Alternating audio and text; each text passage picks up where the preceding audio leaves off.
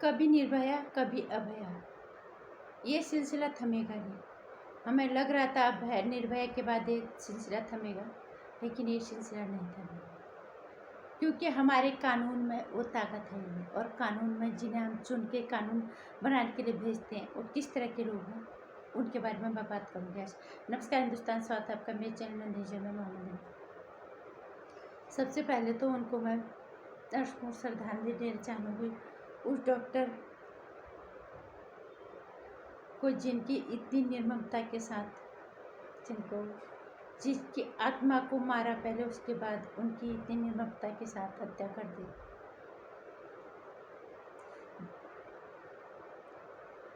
दूसरों को ज़िंदगी देना चाहती थी लेकिन खुद की ज़िंदगी नहीं बचा पाई, क्योंकि हेमान हर गली में घूम रहे, हर जगह घूम रहे। कोई जगह ऐसी नहीं है जहाँ ये हेमान नहीं है। कहाँ महिला सुरक्षित है? मैं तो कहूँगी सड़कों में ज़्यादा सुरक्षित है।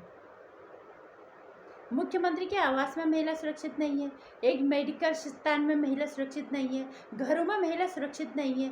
कभी निर्भया कभी अभया, कभी उसके 35 टुकड़े, कभी उसके 36 टुकड़े, कभी नई नारी में। यही औकात रहेगी महिला की। और हम हर बार ये सोचते हैं कि एक कैंडल जला के जाए, मार्च करेंगे तो शायद उसकी आत्मा को शांति मिल जाएगी और हमें इंसाफ मिल जाएगा। उसके बाद हम खामोश हो जाते हैं। फिर कुछ दिन बाद फिर कोई निर्भया अभया पैदा हो जाती है। इससे कुछ नहीं होगा। जिन्हें हम चुन के भेजते हैं, राहुल गांधी, अखिलेश यादव, वो महिलाएं जो संसद में हैं, जिन्हें हम चुन के भेजते हैं, जिन्हें अभी कुछ दिन पहले 30% महिला आरक्षण बिल पास हुआ है ना, क्या उस महिला को, जब महिलाएं सब एकजुट नहीं हो सकती महिला के साथ, अगर कुछ भी गलत होता है उस समय पे सारे महिलाएं अगर एक नहीं हो सकती, पार्टीगत भावनाओं को छोड़ के एक महिला के साथ जब कोई नहीं आ सकती, तो फिर हम किससे उम्मीद करें? मणिपुर जैसी घटना कलंक है भारतीय राजनीति पे। बिल्कुल कहेंगे जहां भारतीय जनता पार्टी की डबल इंजन सरकार है। कोलकाता में जहां एक महिला मुख्यमंत्री है, कहाँ महिला सुरक्षित है? जब मणिपुर में कांड होता है तो बीजेपी की महिलाएं कहती हैं, अरे कांग्रेस के राज्यों में तो ये हुआ, तो वहाँ तो किसी ने कुछ नहीं बोला। और आज अगर बंगाल में हो रहा है तो लोग कह रहे हैं मणिपुर को भूल गए। शर्म आनी चाहिए तुम लोगों को।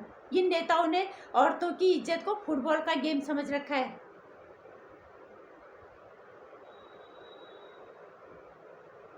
कोई ठीक इधर से मारेगा उस चीज इज्जत को, कभी उधर से, कभी इसके पाले में। तुमने समझ क्या, तुम्हारे घरों में माँ बेटियां नहीं है क्या, जिन्हें दम हमने तुम्हें चुन के संसद तक भेजा और तुम इंसाफ तक नहीं दिला सकते?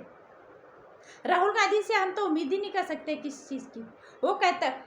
वो कहता है कि मेरा ध्यान मत भटकाओ। एक महिला के साथ इतना कुछ हो गया, उसकी आत्मा को कुचला गया पहले, उसके बाद उसकी निर्मम हत्या कर दी गई।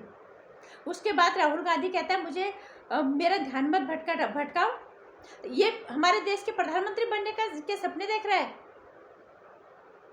अखिलेश यादव ये कहता है इससे भी बड़े मुद्दे और हैं, एक महिला की इज्जत से एक महिला को पीटा गया, उससे बड़े मुद्दे और हैं। तुम इन नेताओं से उम्मीद करते हो? इन्होंने औरतों की इज्जत को फुटबॉल का गेम समझ रखा है, जिसका मन करता है इधर से किक मारा, इधर से किक मारा।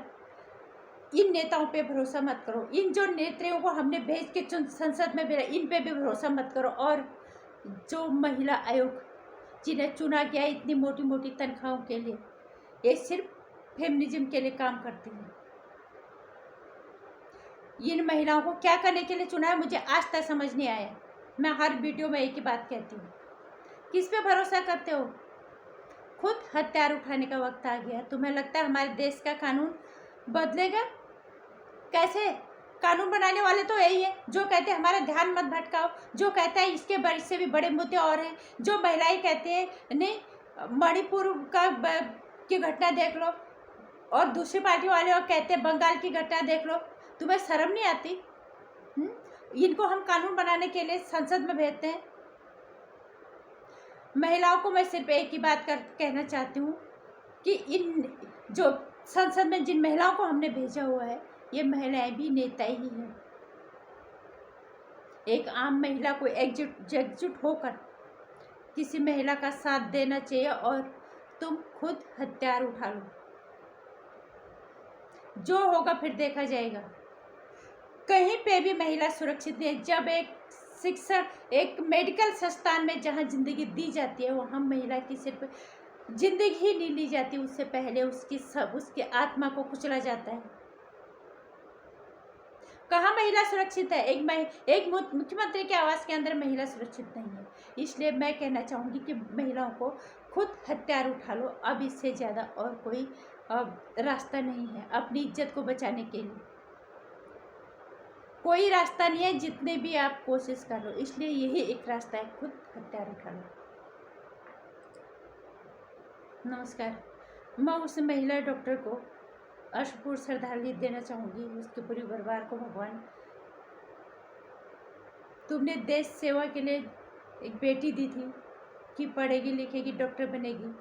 बहुत कुछ उन्होंने अपनी डायरी में कहा है कि मेरी बेटी जन सेवा करेगी, देश की सेवा करेगी, लोगों को जिंदगियां देगी। तो तुम उन्हें क्या पता था हमारी बेटी की जिंदगी वही जगह लूट लेगी जहाँ जिंदगी देने का काम होता है। उन माओं को मैं, भगवान उनको साहस दे। हर किसी को जीना तो तब तक पड़ेगा ही, जब तक लिखा है उसके आगे कोई कुछ नहीं कर सकता है। बस भगवान उनको हिम्मत दे, उनका साथ दे। उस लड़की की आत्मा को भगवान अपने श्री चरणों में स्थान देना। जो मानवता की सेवा करना चाहता था, इन्हीं मानवों ने दानव बन के उस लड़की को कुचल डाला।